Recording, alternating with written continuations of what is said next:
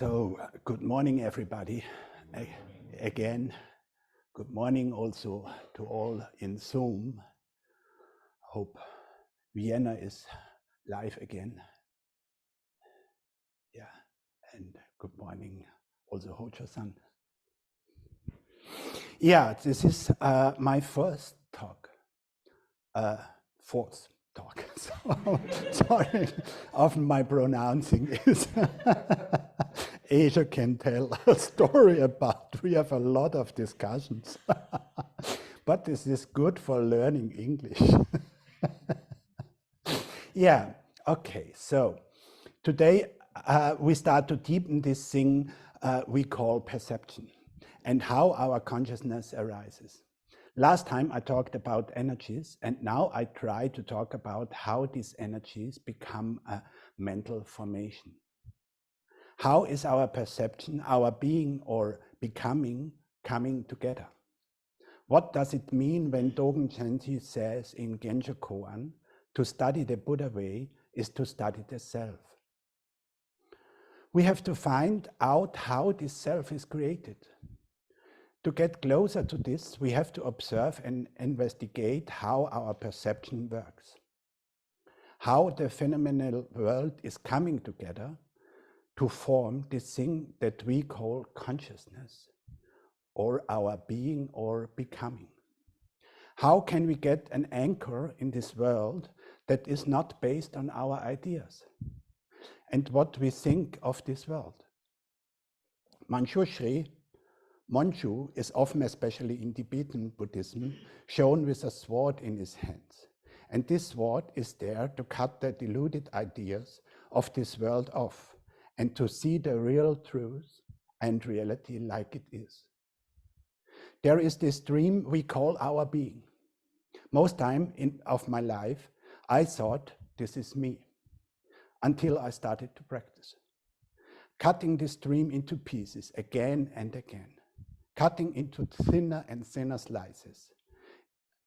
In a movie, in every second, a minimum of 25 pictures is shown so that we can see it as a stream. Likewise, we need to cut our consciousness in thinner and thinner slices to see how our being is created in us, moment by moment. This is why Manjushri is sitting in the center. Everything we perceive is a dharma. The word dharma has 4 different meanings. One is the law, and literally translated, this means this that lasts.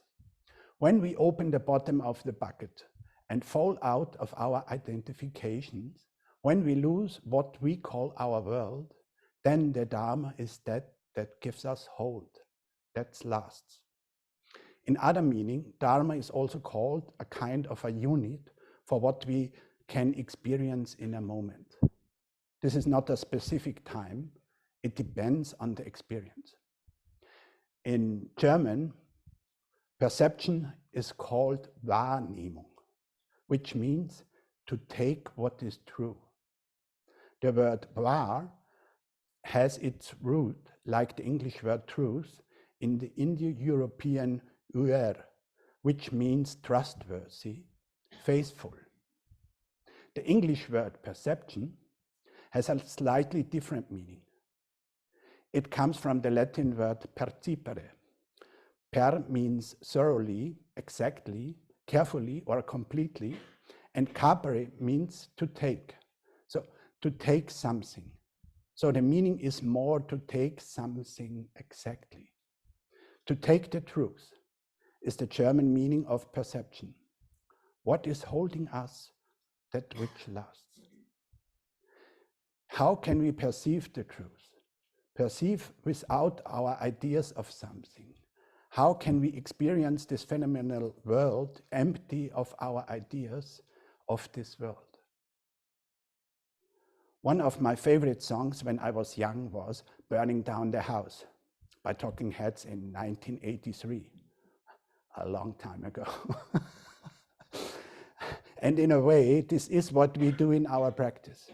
The word Zen, like I said already, goes back to the Sanskrit term dhyana, and this is in Pali yana, often associated with glow and burn. In the Adita Pariyaya Sutra, the Fire Sutra, is said, monks, everything is a flame. What is a flame? The eye is a flame. Forms are a flame. Visual consciousness is a flame. Visual contact is a flame. And whatever there is that arises in dependence on visual contact, experienced as pleasure, pain, or neither pleasure nor pain, that too is a flame. A flame with what? A flame with the fire of passion, the fire of aversion, the fire of delusion. A flame, I say, with birth, aging, death, with sorrows, lamentations, pains, griefs, despairs. The ear is a flame. Sounds are a flame. The nose is a flame. Odors are a flame. The tongue is a flame. Flavors are a flame. The body is a flame. Tactile sensations are a flame. The intellect is a flame. Ideas are a flame. Mental consciousness is a flame. Mental contact is a flame. And whatever there is that arises in dependence on mental contact, experienced as pleasure, pain, or neither pleasure nor pain, that too is a flame. A flame with what? A flame with the fire of passion, the fire of aversion, the fire of delusion. A flame, I say, with birth, aging, death, with sorrows, lamentations, pains, griefs, and despairs.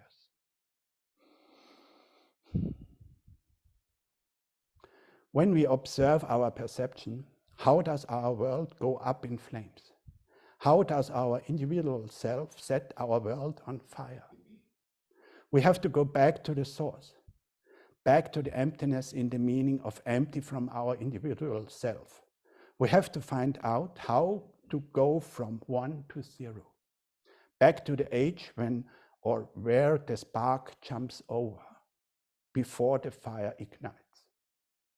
Back through all our ideas coming out of our karmic circumstances to the source of our perception. Back to this specific moment, and this starts when a sensation, with a sensation in our body. Merleau-Ponty, the French phenomenal philosopher, which I have already brought in last time, he was strongly influenced by Edmund Husserl, the founder of the phenomenological philosophy, and Martin Heidegger. He said in The Eye and the Mind, a human body exists when there is a kind of crossing between who is seeing and what is seen, between who is touching and what is touched, between one eye and the other, between one hand and the other. When the spark of the sensing sensed is lit, when that fire spreads, which will burn unceasingly. In the 5th century after Christ, in India, 2 brothers influenced Mahayana Buddhism deeply, Asanga and Vasubandhu. They came from Hinaya Buddhism, but got unsatisfied of the teachings and started to analyze their minds themselves and gave Mahayana Buddhism such a great work. Asanga wrote 180 volumes in 18 parts in Chinese translation, and part of this is the Yogacara Bhumi Sastra, the analysis of the systemic contemplation of non-self. Some other scriptures are also very important, but I will only focus on a few here. Vasubandhu, his brother, wrote the Abhidharma Kosa Sastra, and there he analyzed the doctrine of being very accurately, and later he wrote the Vishna Abdi Matra Siddha Sastra, translated, Outline of the Pure Phenomenology of Consciousness. Both brothers had students, and they wrote 10 commentaries of the Pure Phenomenology. And here their student Dharmapala becomes important with his text Cheng Wai Shi Lun, in which he explains the interpretation of the systemization of Vasubandhu's outline of the pure phenomenology of consciousness. Vasubandhu describes in 30 verses, the 30 verses on consciousness only, and in the commentaries, his students very clearly explain how consciousness arises. In my explanation, I would refer to my practical experience, and the text experiences that have helped me very much. The Yogacara school takes its name from the fact that in the communities from which it emerged, the practice of yoga played a special role. In this context, yoga is generally understood as the entire aspiration, practice, and activity of all the virtues required of a future Buddha, a Bodhisattva. The description of the path that a Bodhisattva has passed through has naturally always been the focus of interest in all Mahayana schools. I would say I'm a beginner in Yogacara studies, and Yogacara is a huge thing. And last year I found this amazing book published in 1932 by T. Ura, a Japanese Buddhist scholar who studied philosophy in Heidelberg, Germany, around the 30s of the last century. He was a student of William Stern, a very important psychologist and philosopher at this time. For example, he was the father-in-law of Hannah Arendt, and he developed the first of the IQ tests. I tried to find more about T. Ura, but I'm sorry, I cannot find more about him. Yogacara is called the only mind teaching, or interpretation about only theory of consciousness. And it is a complex classification how our consciousness arises. And it's made of 5 orders and 100 classes, and diving into it is really a huge thing, but I will try it from my point of view. Another student of Vasubandhu was Dinyata, very well known today as logician, and very early in my practice, a quote by him got very important. All mental components have a physical phenomena, and all physical phenomena have a mental component. Like I said last week, I had a lot of pain in the most impossible places in my body, and to get this connection between body and mind, to recognize that the world arises in me, not outside of me, get clear to me with this quote. Paul Valéry, another French philosopher and poet, said, "The ship mind floats and sways on the ocean of the body." How does this bodily sensation come into our mind? How can we cut our stream of being to get to the ground where the spark ignites? The Lankavatara Sutra, the Platform Sutra, and the Shurangama Sutra tell us a lot about how our mind creates this thing that we call the world, our being or becoming. In the Platform Sutra, Huineng, the 6th patriarch, wrote the verse on the wall. Basically, there is no body tree, nor is there mirror and stand. There is not a single thing. Where does dust cling?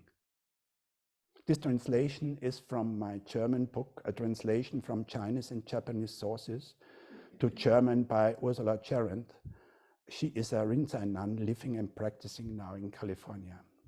And before I go further, I want to tell you how difficult these talks are for me. All my studies I have made in German, with German translations of the old sutras and books. When I started to practice, my English was not really existing. And sure, with time it is getting better and better. But my studies are most time in German language. And so I tried to get the right translations in English when I prepared these talks. But for example, to find a version of the Lotus Sutra online takes hours. Because first I tried to get it for free, but I found only versions that didn't fit to my German translation. So I searched on Amazon and I found one of Thomas Cleary. Perfect, I thought, and I bought it. And there are only 24 chapters. The 25th was missing. And you know how important the 25th chapter is. So I translated it from my German version. And this is an example. With the Platform Sutra, it was better. But I started from my German version, and so I translated it out of my German book. And there is this sentence in the German translation is very important for me. There is no single thing where does dust cling. Because when we see the true reality of ourself, there is no single thing we cling on from our inside. It is now me, but I'm not it, says Dongshan in his enlightenment poem. But when we want to slice our perception into pieces, let's go back to the earliest Buddhist concept out of the Pali canon, the Abhidharma Pitaka. There we find the roots of the Vijnanas out of the Yogacara concept I will talk about later. The 18 compositional elements or sense areas called Dhatu in Sanskrit. And I will do it from the perspective of the sixth patriarch Huineng. The 18 Dhatus are the 12 ayatanas in Sanskrit called input or entrances, and the 6 consciousness fields or sense fields. The 12 ayatanas are 6 outside. The object of the sense organ are also called the 6 kinds of dust: the form, the tone, the smell, the taste, the body sensation, and the mind object. And the 6 inside means the 6 sense organs are also called the 6 gates: the eye, the ear, the nose, the tongue, the body, and mind.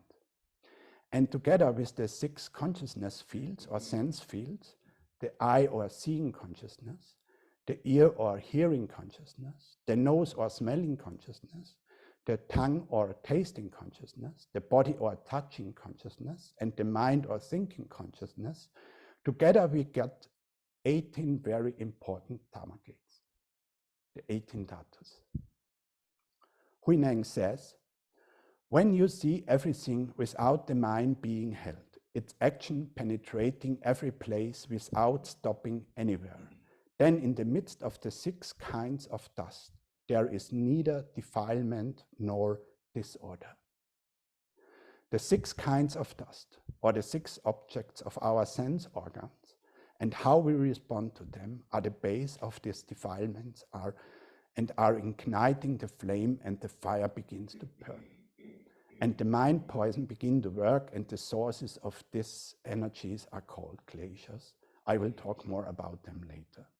Merleau-Ponty says, the self is a connection between one who sees and what he sees.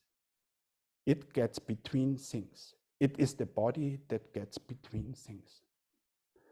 This space between includes the space that opens up when we get in trouble and our mental horses start to gallop. This is when the glaciers start to run. This is the space between our first sensation and consciousness. This is how our 5 skandhas get filled. Let's now observe how we can get closer to this space in between. In Yogacara, there are 8 forms of consciousness. The first 5 are consciousnesses of the sense organs, and the 6th is the mind, and the 7th is what we call our ego, and the 8th is the alaya consciousness. They are together called all Vijnanas. In Buddhist psychology, the term also refers to become conscious. In Buddhism, Vijnana is more a verb than a noun. It refers to the nature and extent of becoming aware of the phenomena manifested in the 6 streams of experience. Vijnana is exclusively the consciousness of the unenlightened being, broken or loaded consciousness, it is often called. The syllable V means also to be separate. But please be patient. You will see a whole picture after my 6th talk.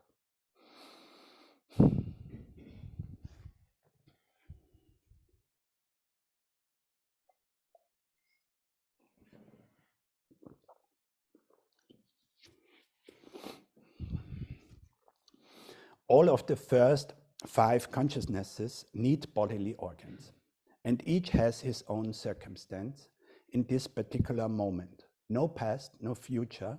There is no possibility to think, no ability to refer to the past or future.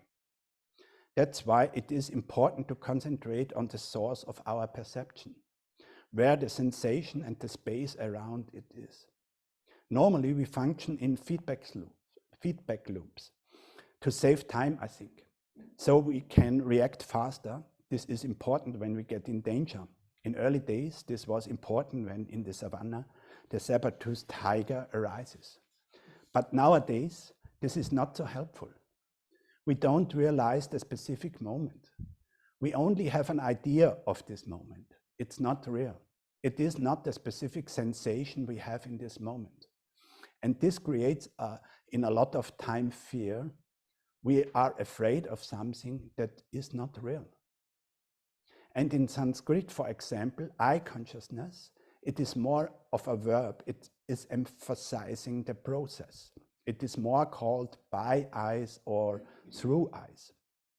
So we will get now through Vijnana by Vijnana and start right at the eye Vijnana.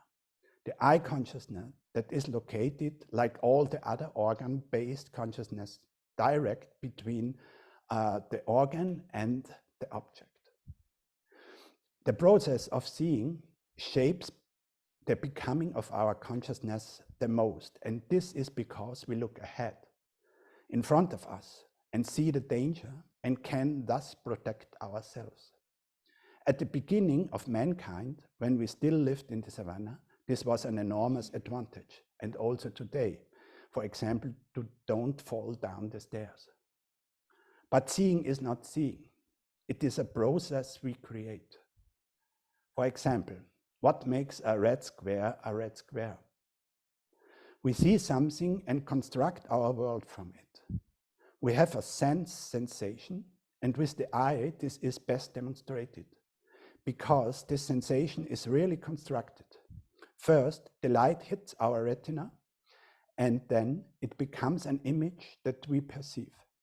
It is an extremely complex constructed process. When the light hits the red square, it radiates back a certain wavelength, then hits the retina, is sent via the optic nerve to the visual center, then assembled there as an image. And this wavelength is perceived, and then we put the label red on it and square. The painter Paul Cézanne, a contemporary of Edmund Husserl, the founder of the phenomenological philosophy, always had great doubts about his vocation. A critic said even in 1905, it was the painting of a chess pool emptier. This is somebody who empties the latrine. And just Cézanne wondered whether the newness on his painting is just a result of a visual disorder. That means his view of things was really different. As well as in this time around the turn of the 19th century, many other examples existed with a different view. For example, Pablo Picasso and so on. Later, when Cézanne was more stable, he said, the nature is inside. In the Shurangama Sutra, it is said, we must take care to distinguish between the perception of our eyes and the profound visual perception of our enlightened mind, which is aware of the delusive perception of our eyes.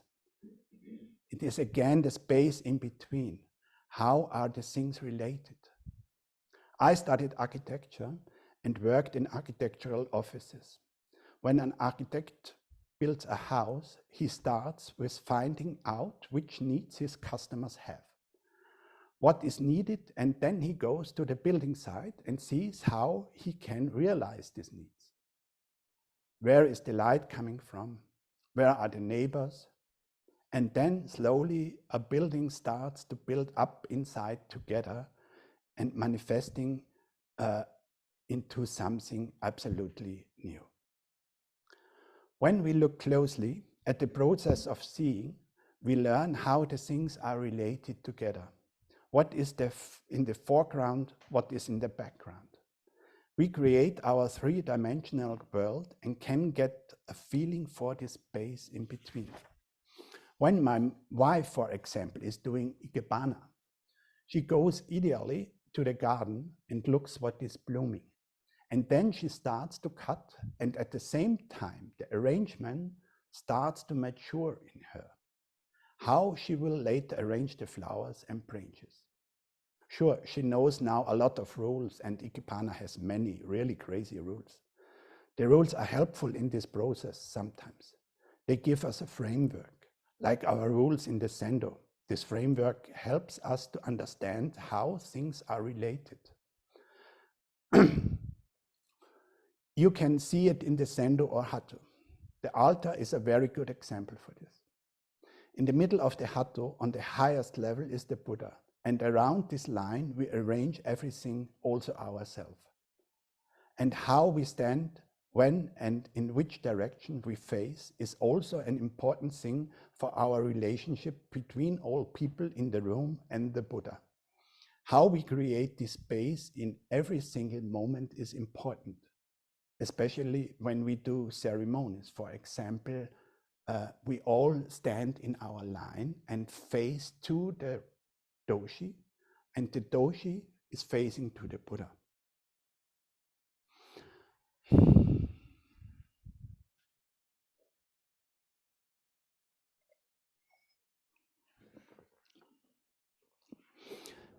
When I'm in prison, what happens mostly is that I have to wait for someone to open the door, because in a prison every door must be closed before somebody new can come in.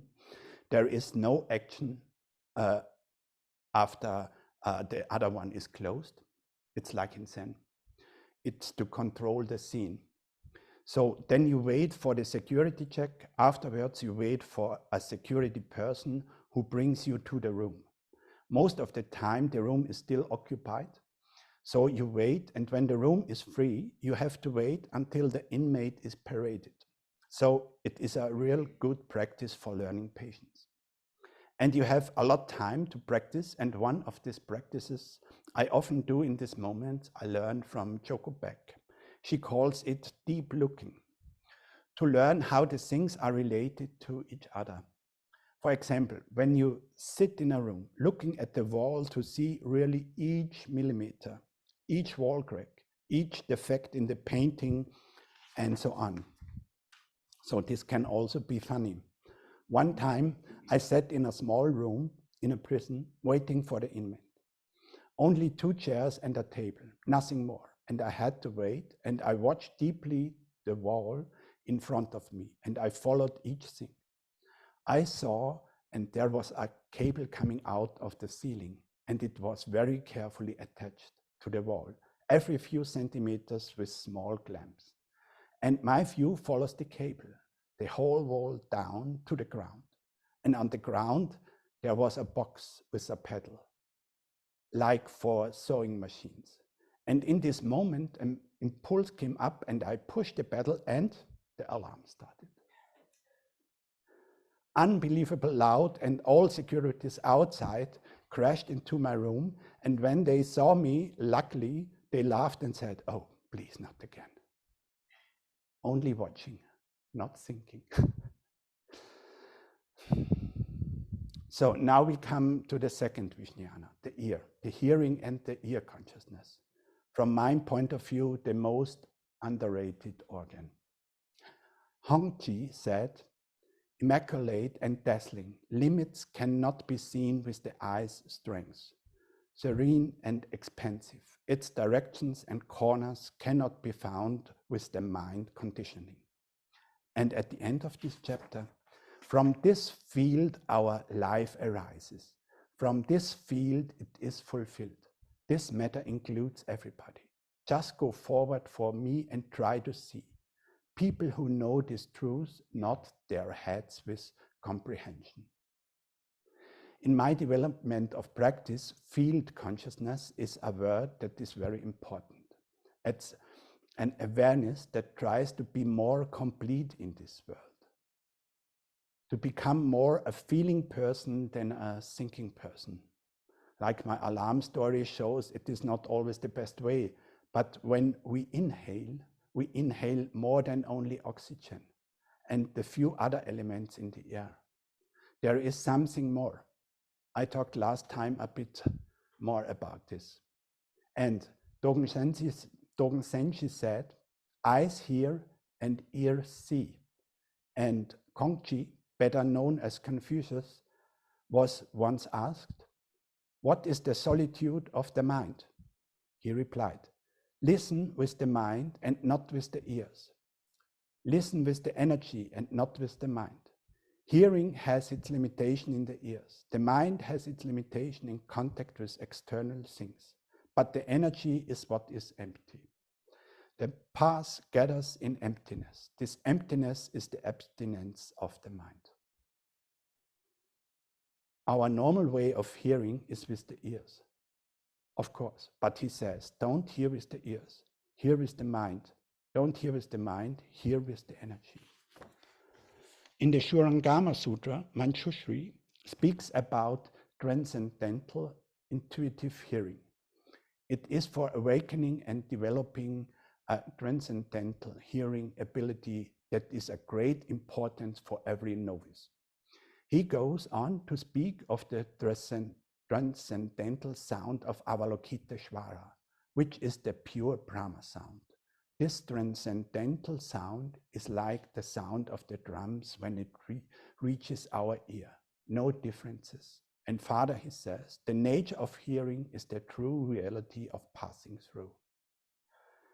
It is in a kind of inner hearing that is talked about here. Hearing beyond hearing, or hearing with the heart. This always means the heart-mind. There is no separation between heart and mind. Avalokiteshvara, the bodhisattva of unlimited compassion, hears the suffering of the world. The emphasis here is also on hearing, not on seeing, tasting, smelling, or touching, but on hearing. And of course, this does not mean that the other sensations are not important, but it is also a neuroscientific finding that hearing occupies a much larger space in the brain than other sensations. Scientific studies says 10 times more. My prison chaplaincy work is a good place to experience this. For example, the sound of keys that one hears during chaplaincy visits in prisons. We hear them less and less due to digitalization in institutions, but they are still present in Austrian prisons. Some prison guards still look similar to jailers from the Middle Ages, with the many keys they carry around. Some of them are enormous. Naturally, these keys make a rattling sound when they are carried around, inserted into a lock and turned. The doors, upon opening, creak and squeak because they are usually made of metal and not always freshly oiled. Immediately after one has passed through, they are locked again. After just a few meters, one comes up in the next door, since there are many security sections in prisons, all of which have to be unlocked and locked again. These sounds have an effect on us. During such a walk through the prison, we aren't alone. There is usually an inmate and a prison guard with us. Because of the short distances, we often need to stay in very small rooms, usually not even 2 square meters in size. And then behind us, the door that was just opened is immediately locked again. The door in front of us, through which one must go on, is not yet opened, and the guard is looking for the right key in his keyring and doesn't find it right away.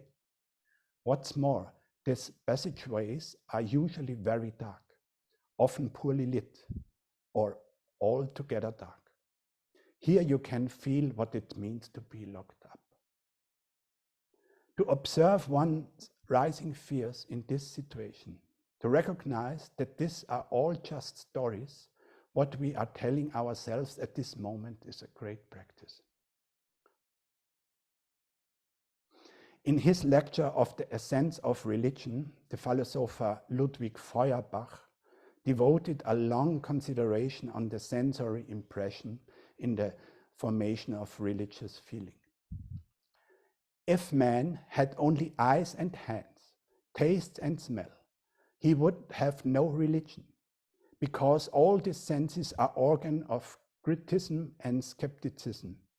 the only sense losing itself in the labyrinth of the ear into the mind or mind space of the past and future.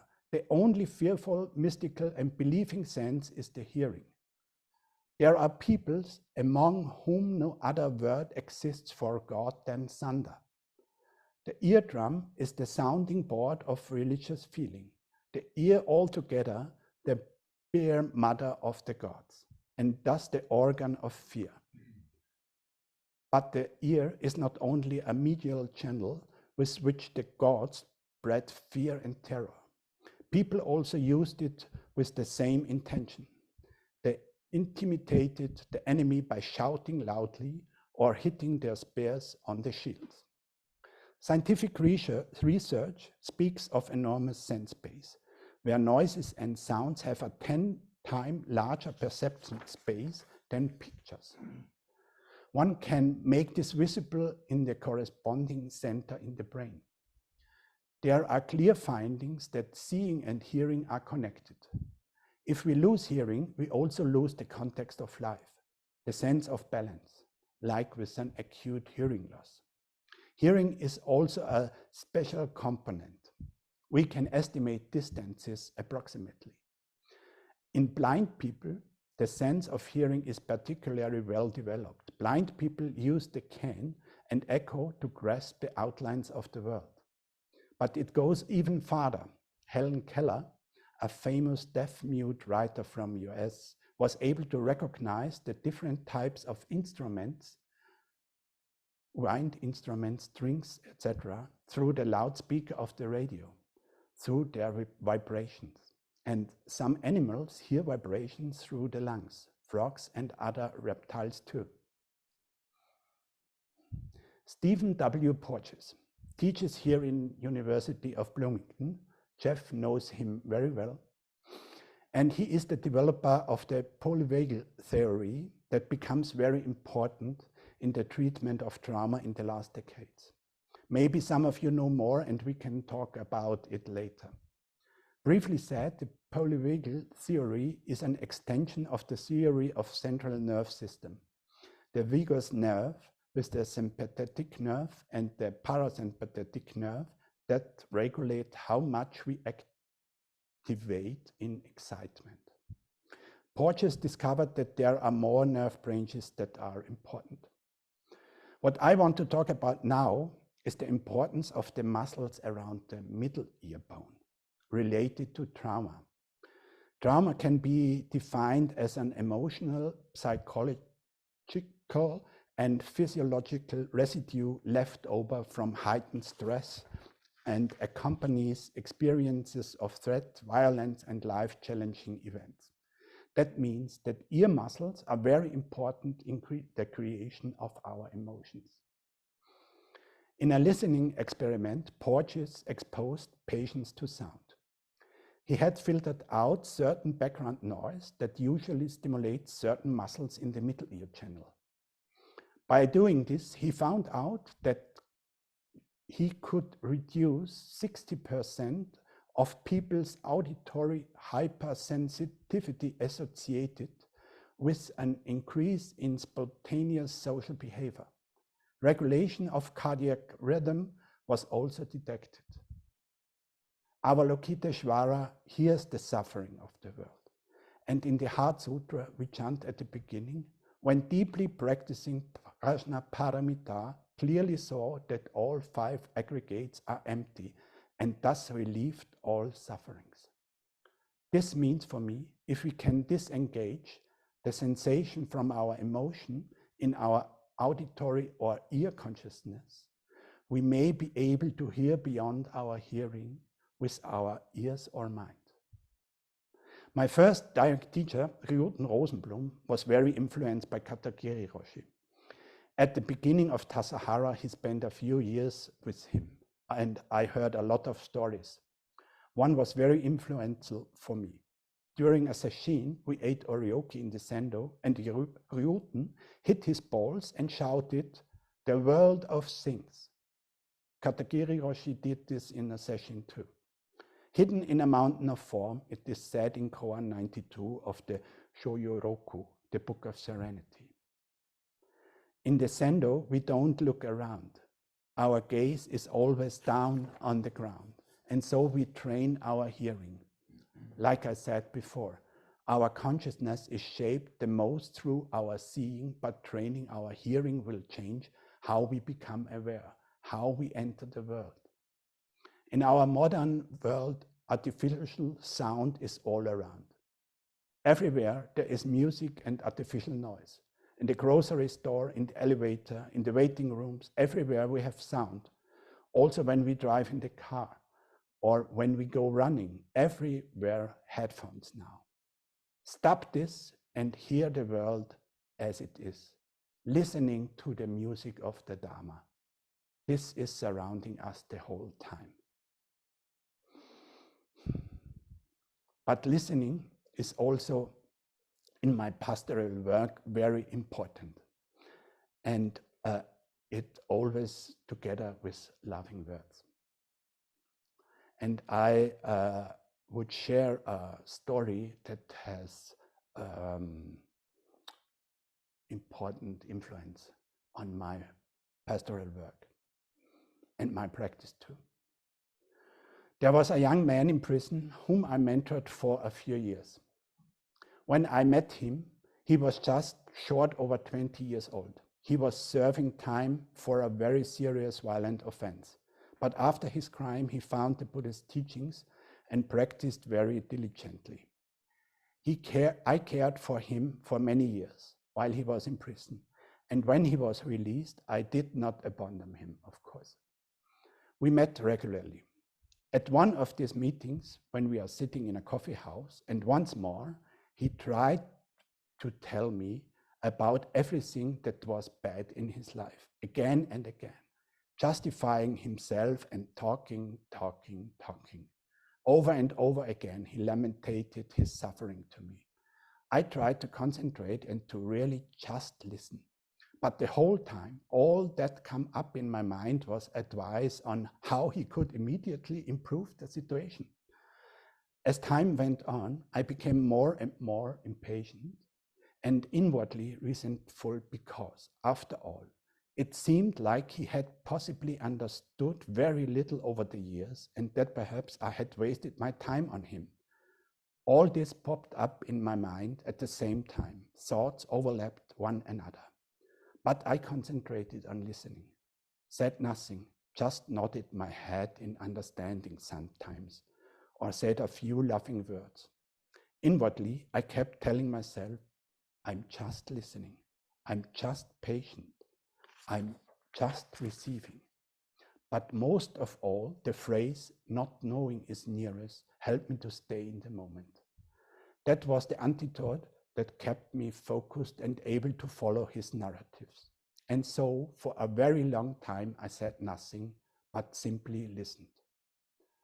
After what felt like an eternity, he suddenly stopped talking in mid-sentence and there was complete silence. We looked into each other's eyes for a long time.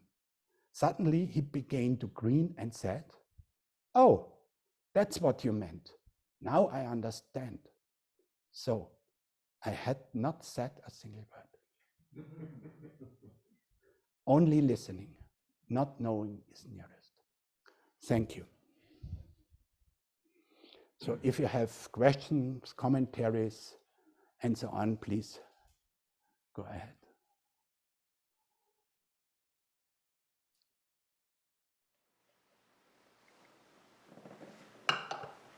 Yes, please. Initially, you spoke of a difference between perceptions and ideas. Yes. How would you characterize the difference between those two?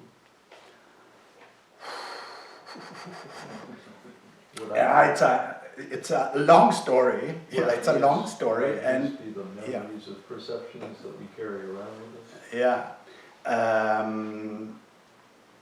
Yes, it's not only the memory. It's our conditioning. It's the whole karmic circumstances coming together in this idea what we have about this world, what we think this world is, what is our universe we have created from the beginning on of our life. Yeah, and perception. With perception, I mean only really this moment of receiving something. Yeah, I will go further in my 5th or 6th talk about how this is fit together with the 5 skandhas, because there is perception apart. Yeah, and in this part not really influenced, only influenced from from the bodily sensation and our grounded feeling about it is good or bad or doesn't interest us. Yeah, and this is and afterwards come our ideas of this world, what we think about, what we are, what is this being here and over there. Thank you. All right, to expand on that thing, Hegel says. Who that says? Hegel. Hegel, German yeah, philosopher. okay, yeah. Hegel says that my idea of the world is the world. So how would you respond to Hegel? So in a way it is true. Yeah, in a way it's true, it's our reality. Yeah, but there is another truth. And in this kind of being in this world, I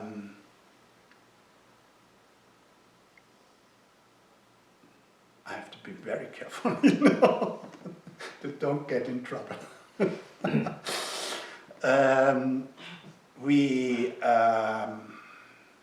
We see our reality, but we see also this other truth. We are in the midst of both. And that is a kind of being in the world like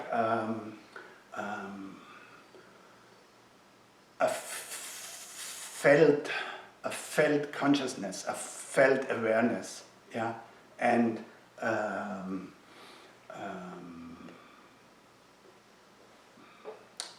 now in my mind I only come up is Gewahrsein, yeah, it's a German word for to be aware, yeah,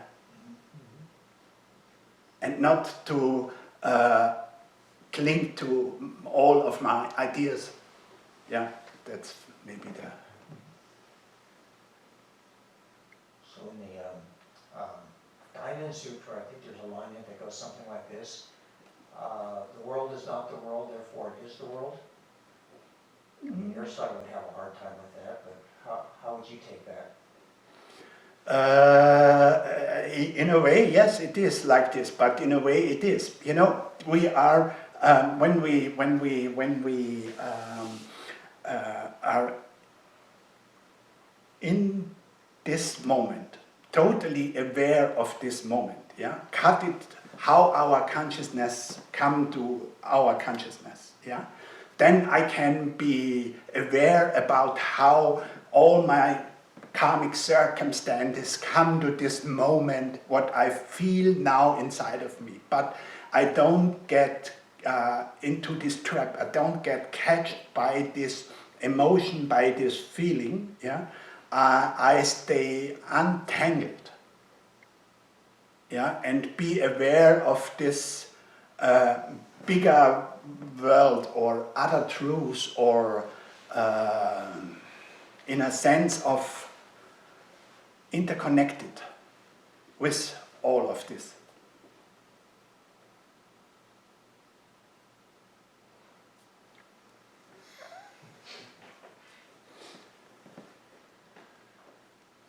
Yeah. So following up kind of on this general topic, so you quoted the Shurangama Sutra a couple of times, and it's interesting, Dogen did not like that sutra. Yeah, I know. He said that it was fake, which turns out to be true actually, insofar as it was written in China and not in India as it sort of presented itself. But one of the first line that I think you quoted was about sort of differentiating the awakened mind and perceptions, right? Yes.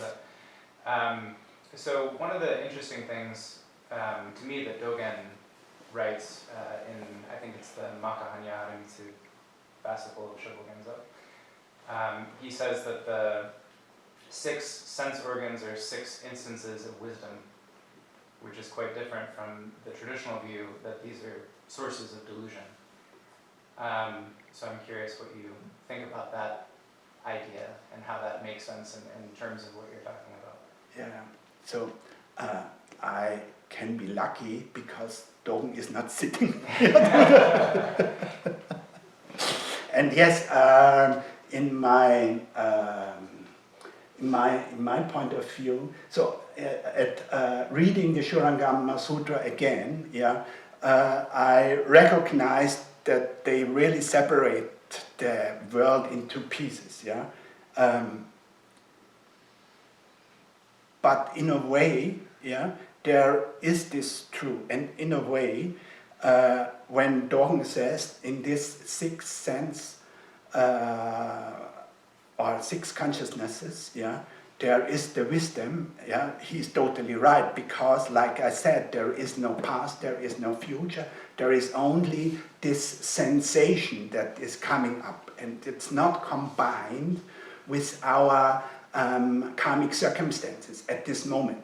And this is maybe that what Dogen means for this is the wisdom. And in my next talks I will come up with how we can perceive this and how we can cut this stream in thinner slices that we can see this wisdom of this moment when we, for example, listening to the music of the Dharma and nothing more, not to our thoughts of this music of the Dharma. Oh, this bird is loud, or I don't like the ceiling here, for example. You and me both. Huh? Yeah. Yeah. So this was. Yeah. So it this makes sense.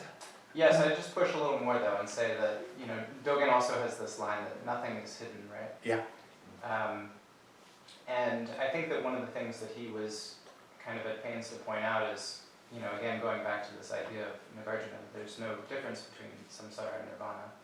So even our delusions are the awakened mind, right? Yeah. So when we try to draw these distinctions in some way, it sort of, you know, misses the point because Yeah. they're both reflecting Yeah. one another all the time. Yeah. So I think that that's what he didn't like about the Yeah. Shurangama Sutras. It doesn't acknowledge that fact about the world. Yeah. I think we have this discussion since the beginning of my talks because I'm now alone. But I'm not alone. Yeah. So this both worlds exist in one. We are not one and not two. Yeah. We are in the midst. And this is the great paradox, yeah, that Dogen can wonderfully explain in his writing, yeah, yeah, and maybe I need a bit more years. Yeah.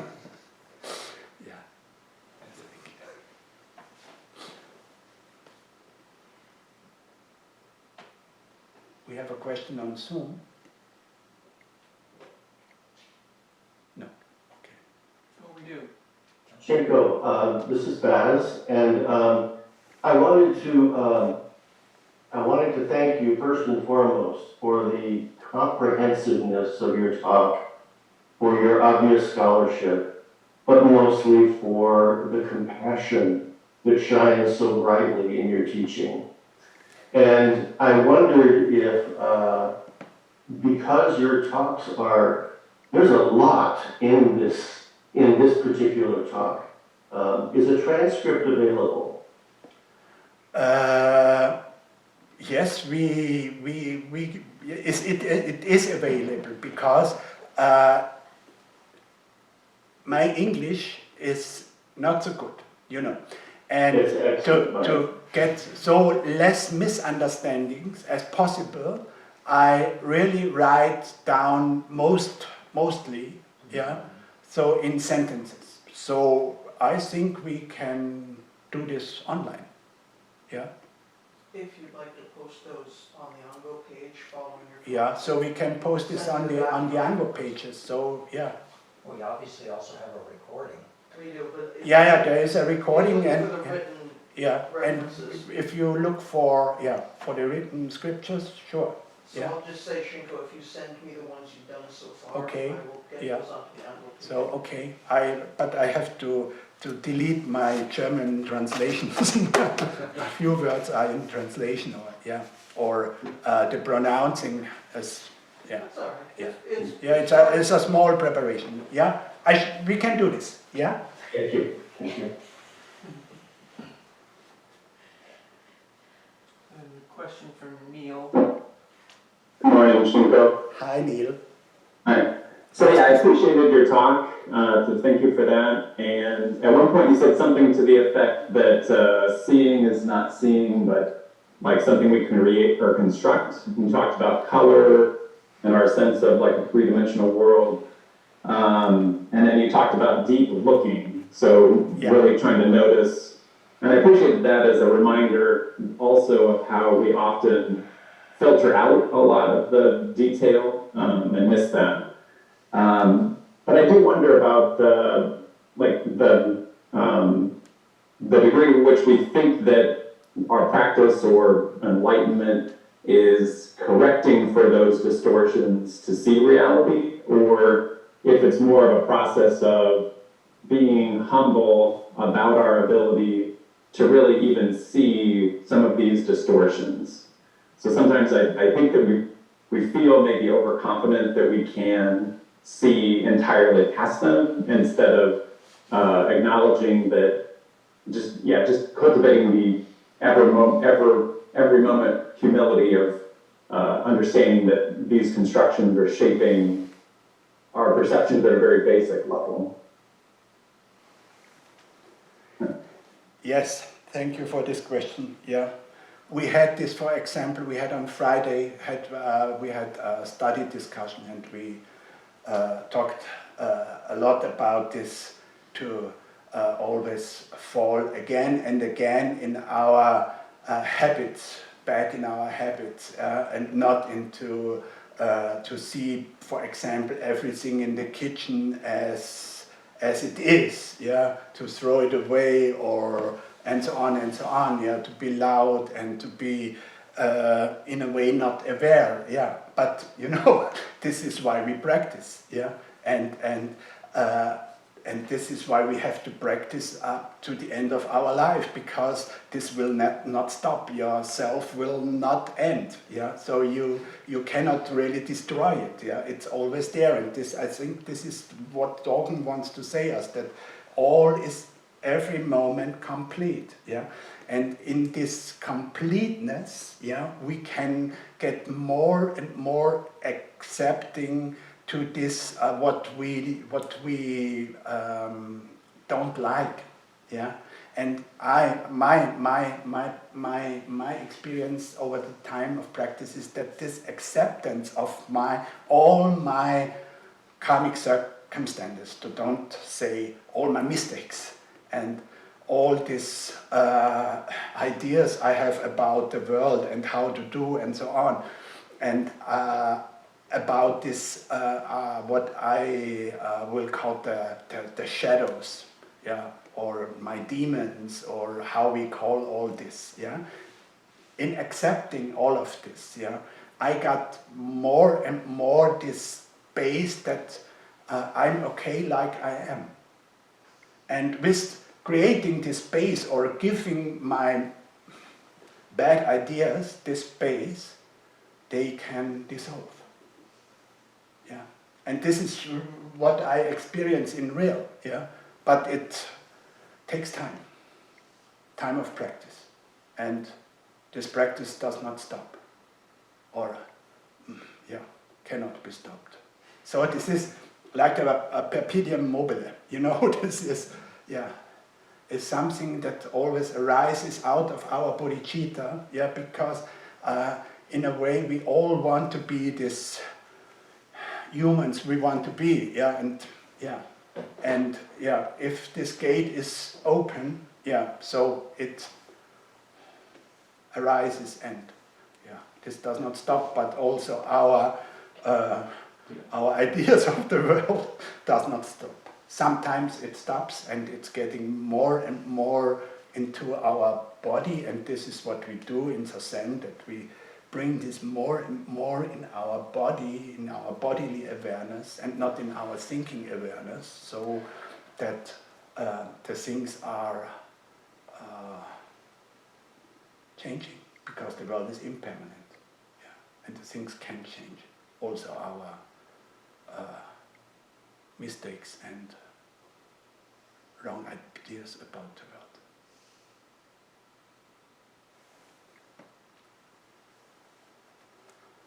Oops. Anyone else? I have one more question. Yeah.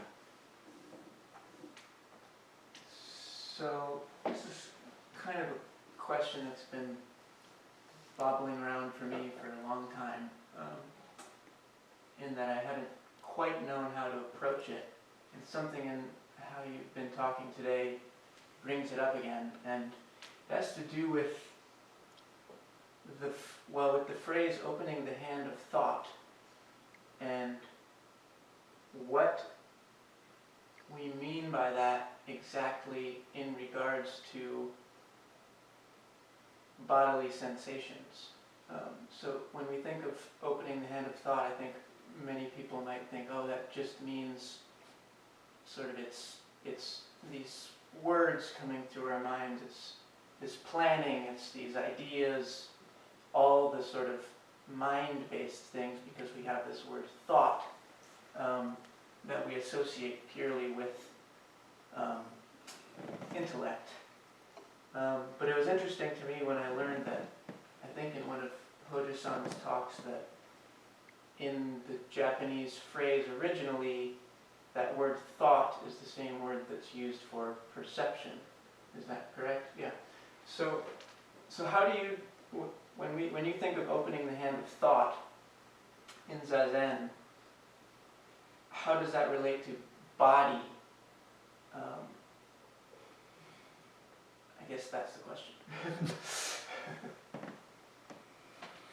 Yeah, this is this is a very, very good question, because this is the source I want to talk about.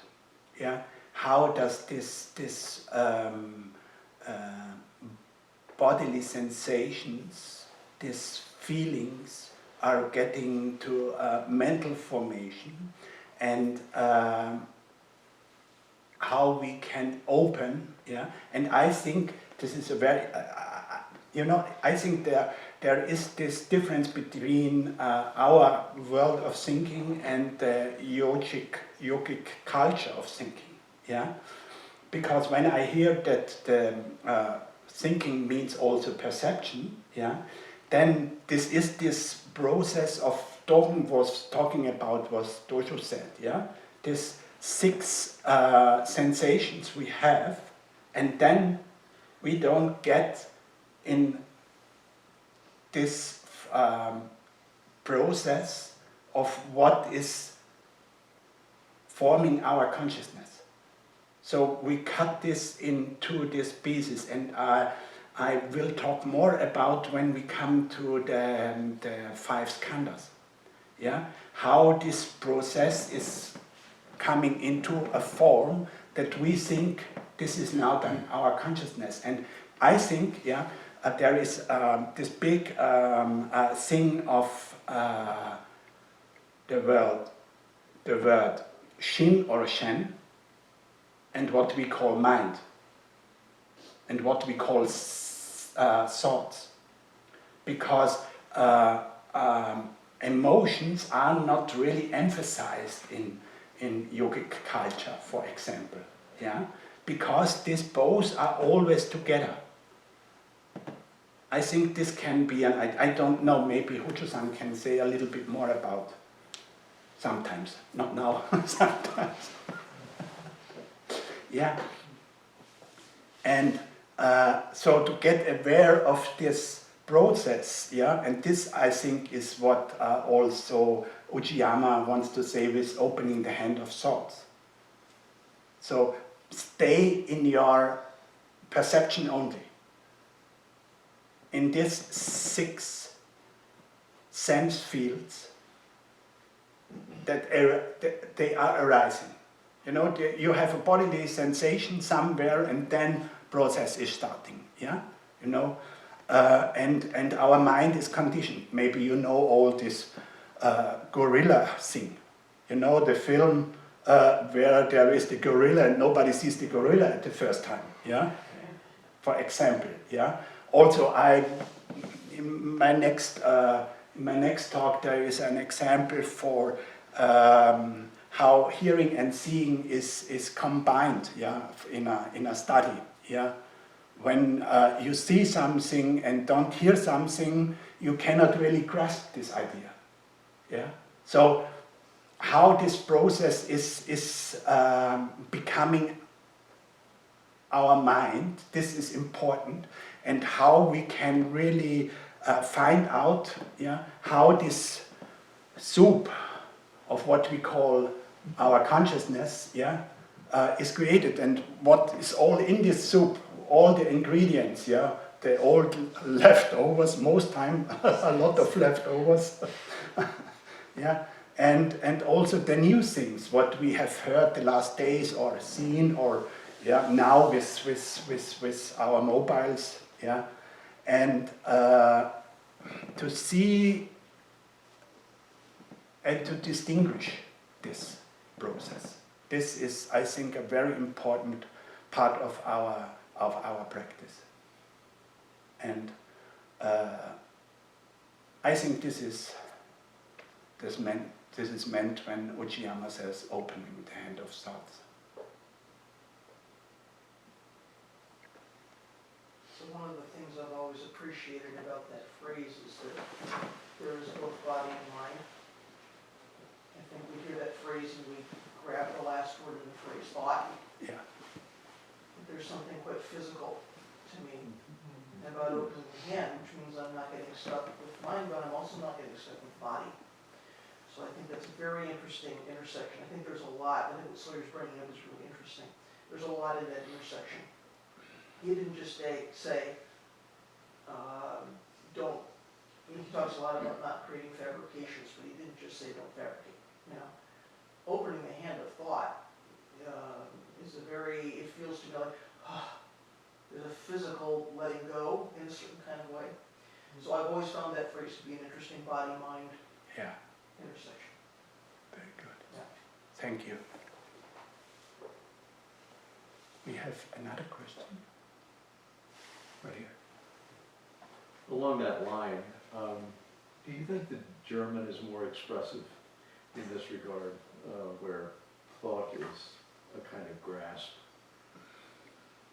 I'm just curious, because you're bilingual now. No. Yes, you are. And that's an interesting, it's Yeah. an interesting question. I, of course, don't know anything about Sanskrit, but I'm just curious about, my parents were German, and I didn't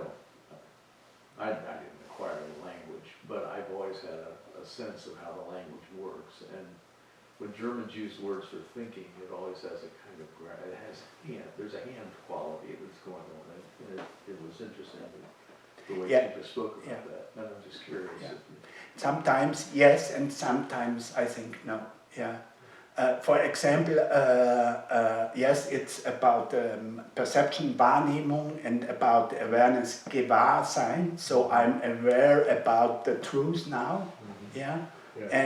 And there are a few other words, but for example, mind, we translate as Geist. And this means also spirit. Yeah. So there we don't have distinction. So I think this is on both sides, in every language we have this, all our languages come out of this Sanskrit thing, of this European outcoming, where our culture has started, and sometimes German is more accurate, I think, but expressive, but sometimes also English, I think. So. That's interesting though about Geist, because in the Indian system, they did not think of the mind as the brain. Yeah. You know, we always automatically assume Yeah. that mind means a physical organ. Yeah. But to the Indian philosophers who created all these systems, they're not talking about a Yeah, physical object. this is very It's more important. like a Yeah. Geist. Yeah, genau. It's okay. In this way, yes. Yeah, in this way, yes. And but they have also, and you notice, sure, more a lot of distinctions when they talk about mind. Yeah, not only this mind. So there are a lot of really distinctions. Yeah, distinctions. Did you have a question? I'm just, I don't know, I'll speak out of turn, I don't have the academic knowledge to back up, I don't study Dogen, I've read a few sutras, and I've been around here off and on for a while in several schools of Chan and Zen, and when I read and heard Opening the Hand of Thought, and whenever that comes up, when I practice here, of course I hear it and try to bring that onto my cushion, what resonates with me is not thought. It's the grasp, it's the opening part. Because it really doesn't matter, in my opinion, in my practice, it doesn't matter. If I'm trying to figure out what does that mean, that's already the problem, because I have to grasp it with my hand to examine it and think about it, and what does it mean, what am I, too late. It's way too late, And so anything that is not my method, it's only that. It's already solved. Until I screw it up again. And then, so that's how I hear that phrase in practice with it. Thank you. I think this can be a good endpoint. We have some more. Is that it? Any more questions? One more. I want to make a picture from here. No?